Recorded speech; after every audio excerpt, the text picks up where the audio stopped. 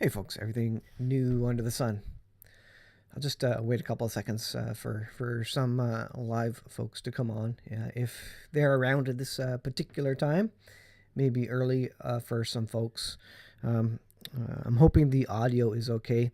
It turns out the USB cable on the microphone is starting to get worn, so I may have to get a new microphone shortly, but we'll see how it goes.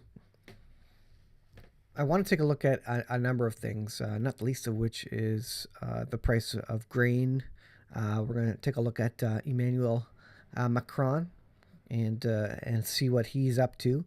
Interesting character, and talk a little bit about John Holler's update as it relates to Canada and Russia as well. So we're going to take a look at those items. So I know people will be coming on, and it's kind of an odd time to start a live stream, and it wasn't scheduled by any stretch. But hopefully people will come on shortly. I see a couple of concurrent viewers there, so hopefully it's working for you. And you can let me know in the comments if it is. Maybe someone can mention whether the sound is okay or not. As I say, I hope it is. So it is Monday, March the 7th, and the war in Russia, Ukraine has been going on. What are we at? Day 10 or 11? I'm not even sure what day it is at this point. And there's a lot of interesting things on the kind of the world stage that are occurring. Now, as Bible prophecy watchers, scholars, buffs, whatever you want to call it, um, I think there's a lot of things that are happening now that we can say, oh, that's Bible prophecy, but we didn't exactly know how it was going to roll out. And so that's something we're going to take a look at and see if we can decipher what is related to Bible prophecy here. So I don't know if there's something going on with my live stream there. It seems like maybe people are having no. Oh, I see one person on. It seems like maybe people are having trouble getting on there. We're seeing the concurrent viewers go up and down. I see Jabriel. Hello, welcome. Finally, maybe some concurrent users are coming on, or some users are coming on. Okay, so I'll just go ahead and start, and folks can replay the video as needed there. What we're looking at here is CNBC, your favorite mainstream media economic website. And you can see that, of course, the Dow Jones is down 689 points, quite a bit, just over 2% on the Dow Jones. The S&P is down 2.5%. The Nasdaq is down 3%. Now, correction territory is 10%. Now, generally, you see 10% as a summation of the amount the markets go down over a couple of days. And so I think we're getting very, very close to correction territory. And we know in the last days, one of the four horsemen of the apocalypse does seem to represent economic collapse. And so that's what we're looking at. And this now looks like we're getting near kind of the drops similar to 2008. Let's take a look at this. And if we go to all, let's see. That's not what I wanted to look at. Dow Jones. Let's see. All. Oh yeah, I guess I want to. Well, let's just take a look at. I guess wheat maybe is what I was thinking of, but. Anyways, there was the big drop in 2008, of course, and basically what we're seeing now looks very much like 2008 in terms of a peak and then a drop off, and so there are similarities there as it relates to the cost of crude oil spiking, which spiked to about $130 a barrel.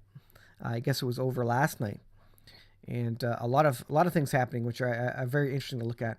What I do want to show you, though, is the price of wheat, because this is quite interesting. Let's go to wheat. And again, I want to show you kind of the all-time highs here. Maybe this is the better relation. So Here you see the spike. Let's see. Let me. There's another window there going. Let's get rid of that. Okay. So what you can see here is 2008, 2009. I think I can only drag it. Anyway, you see that peak there. Of course, that was the big the collapse of 2008, 2009. Well, you notice the price of wheat has now spiked over top that previous record. And look at how fast it went up. Look at that hockey stick. It is limiting up every day and has for the last week, effectively. Here's the last 5 days. You see you see the straight line. That's you don't see it all spiky. Here is a look at again the wheat prices over the last month. So there you can see kind of wheat prices. They're jaggedy, and then look what is happening here. We start seeing plateaus the last few days, and that is because we are hitting limit up on the price of wheat. As soon as the market's open, people bid it up immediately to the limit, which I think is I guess it's 75 or 85 points upward there, and then they stop trading. They limit trading at that point in time, because they only allow it to go up so far in a day. They don't want it to skyrocket and completely crash the markets. And so that's what this limit up means. What I find interesting is that they're not really mentioning it in the latest news down here. There was an update commenting on limit up March 2nd. And limit up hit highest in nearly 14 years, March 2nd. But I don't see more news about it, which is, just interesting. Do they not want to report on it because maybe people will panic a little bit? There's what's that? The 5 day. So you can see this normal increase and decrease in the value, and then you can start seeing limits up here starting to happen, and then every single day limit up. No other trading, just limit up. So that means the price of all your food is going to increase. How many things use wheat? I think you'd be surprised how many things use wheat. Also, how many things use oil or a derivative of oil and gas from the oil and gas sector? Pretty much every product, plastic and lots of foods come from oil, are derivatives of oil, or require gas or diesel to transport them, to get them to your grocery store. So the two main things in food and the transport of food and the making of all products and the transport of products is skyrocketing day over day. Now, if that's not economic collapse, I don't know what is, to be honest. I don't know how they stop this at this point. Maybe if Russia halted all in all the invasion, all the incursions immediately, maybe the banks or the central banks would be able to do something about this. I don't think we're going back to normal, folks. I would be very, very surprised. So let's look at this. This is a zero hedge. Food crisis imminent. Hungary bans all grain exports effective immediately. That's because Ukraine is a big producer of grain. So is Russia. There are now massive shortages on food and bank runs happening. And of course, things aren't being transferred. The transportation supply chains are cut in Europe. And they're not talking about complete oil embargoes with Russia, which means U.S. gas is going to skyrocket. The U.S. imports Russian gas. Canada imports Russian gas. Why? I don't know, because we have lots of our own. We would be self-sufficient. We actually could produce enough to export it. And we were up to that point. I think in the U.S. they were up to that point with all the fracking, till they decided that wasn't green, so they started buying oil from Russia instead. But there's going to be an oil embargo, and oil could go up to $200 a barrel. That means all your food, your wheat, and your transportation, and all your products are going to absolutely skyrocket.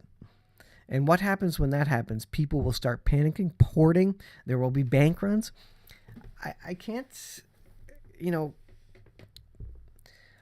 I can't, I don't, there's not enough hyperbole, I guess, to describe what is really happening in the world right now, because we're effectively in the middle of World War III.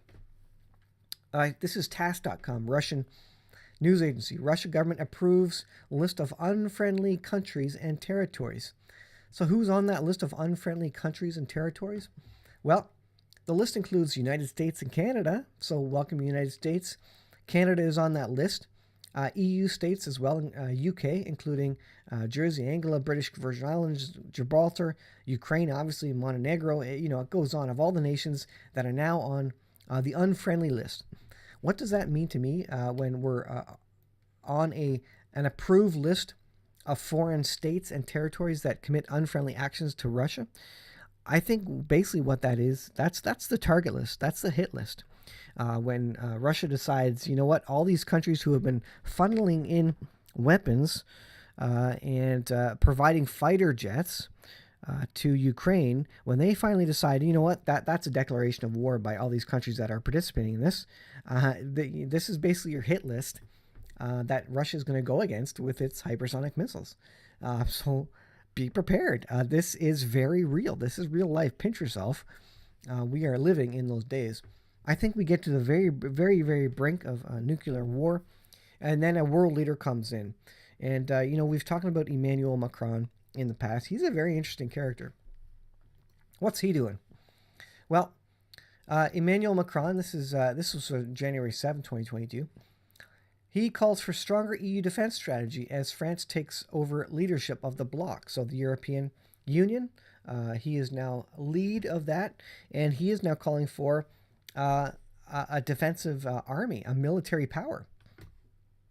Macron called for a stronger European defense strategy as the EU's Commission president said that the time had come to move up a gear on turning the bloc into a standalone military power. So he wants to be the leader of a great military power. I would suggest that he as well wants to bring peace to the Middle East and to Europe. Certainly he's trying to broker peace.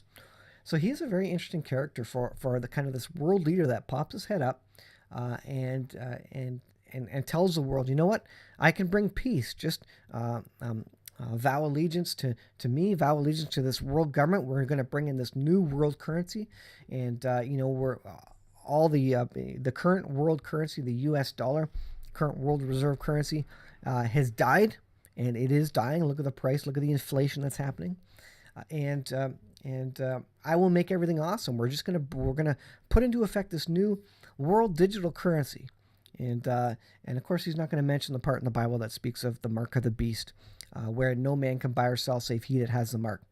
You and I, maybe very soon, maybe in the coming weeks or months, may need to decide whether we accept a mark of the beast, a global world currency, and without it, we're not going to be able to buy food.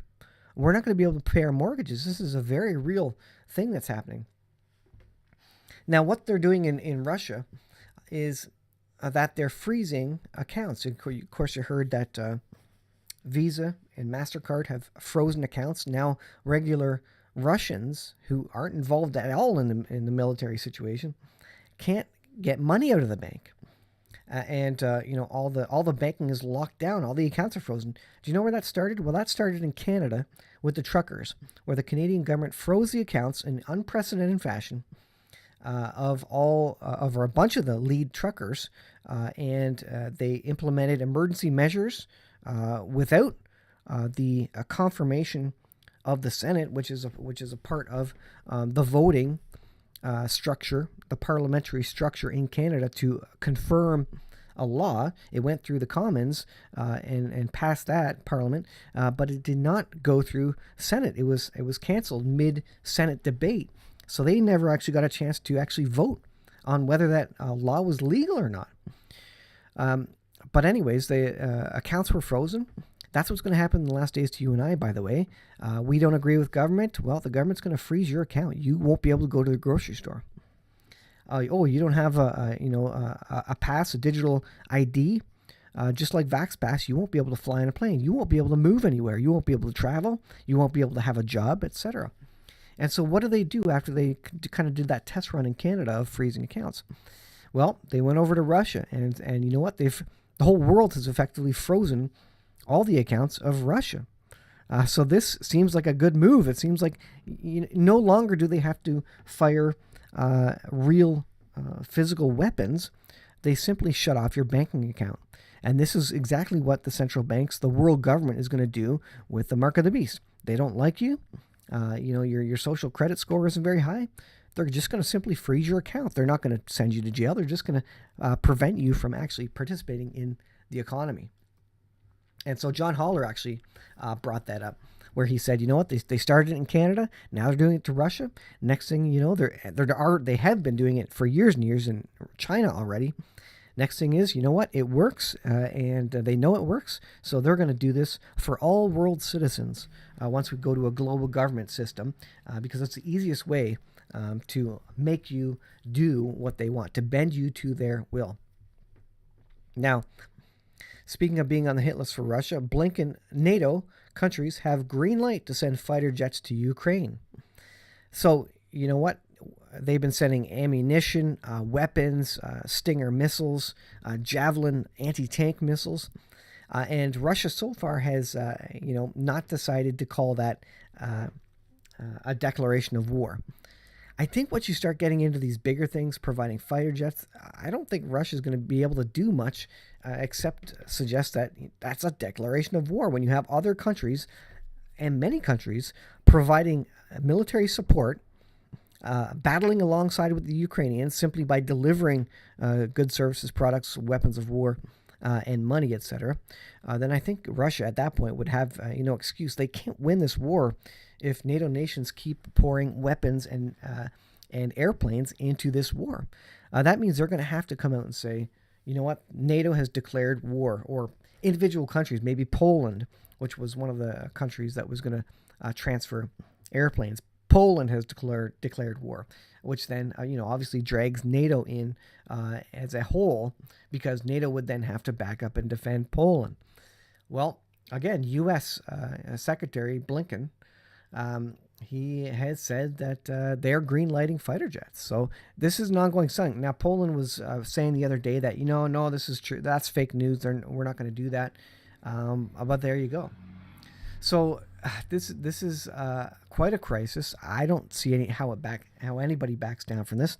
Putin has continued to say he will not back down. Ukraine is not going to back down. They said they will continue until the death, basically. So no one's backing down at this point. It looks like we're heading to nuclear war, but I think, again, we get to the brink, as the Bible suggests, and then a world leader steps up. So that's really what I'm looking for next in this scenario. A world leader, a new world currency, just as we get to the brink of mutually assured destruction, World War III. The whole world says, stop, we need peace. And a world leader pops his head up. Whoever that may be, I don't know. Macron is just an interesting guy right now. I don't know who else would pop his head up on the world stage. I know Bennett from Israel, Prime Minister of Israel, went to Russia, I think it was Saturday, and spoke to Putin directly.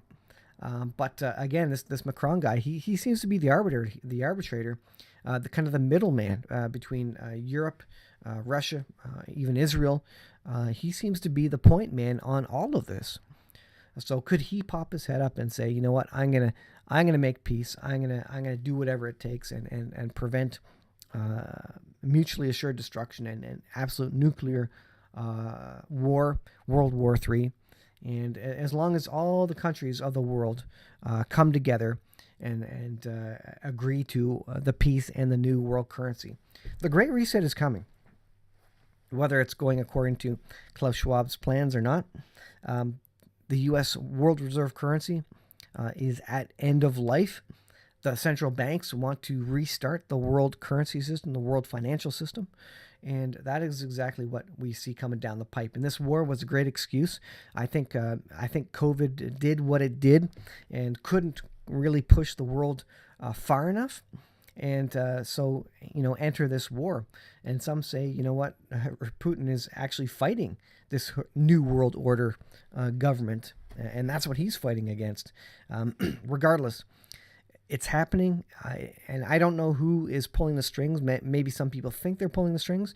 Regardless, all these things are happening basically to fulfill Bible prophecy. The Lord's letting it happen because we're in that time. I think we're months away from a new world government, a new world currency, and the start of the 7-year period. I think when the four horsemen of the apocalypse ride, I think we will know it. It will be obvious. I think we're still living pretty easily right now. No one's panicking yet, although I think you should be close to panicking, and I say that in a sort of an odd way.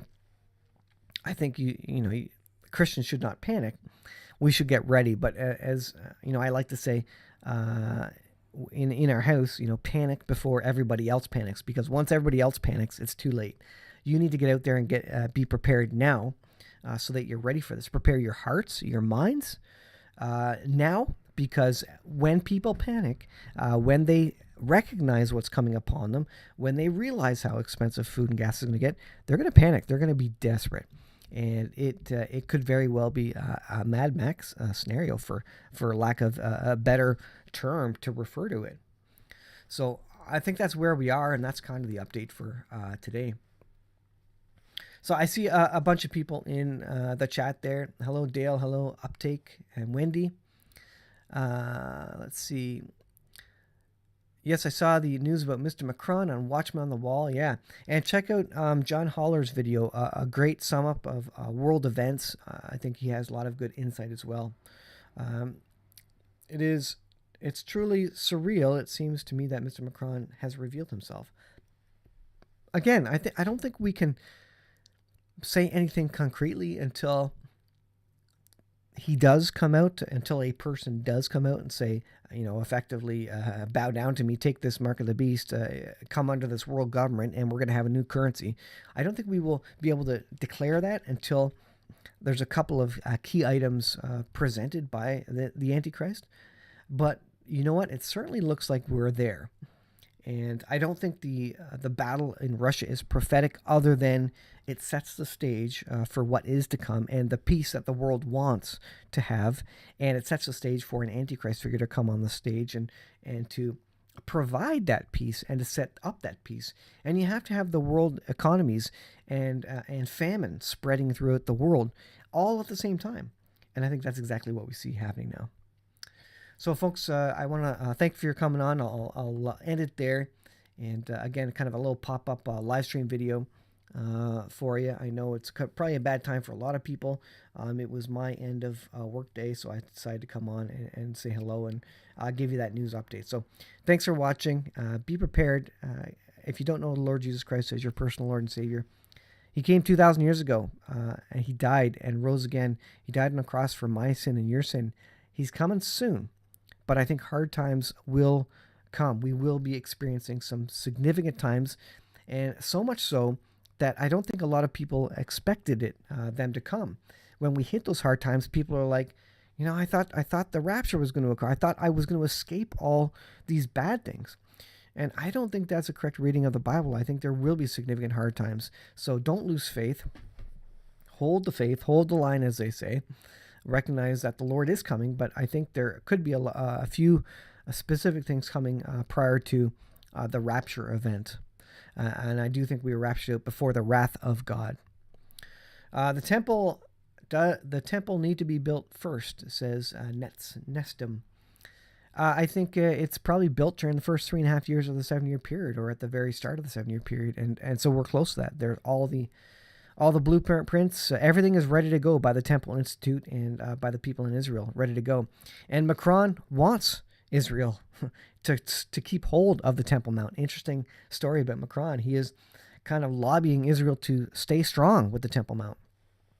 So it is an up-and-coming subject and thing for sure. So thanks for watching. I'll leave it there. We'll see you guys in the next video.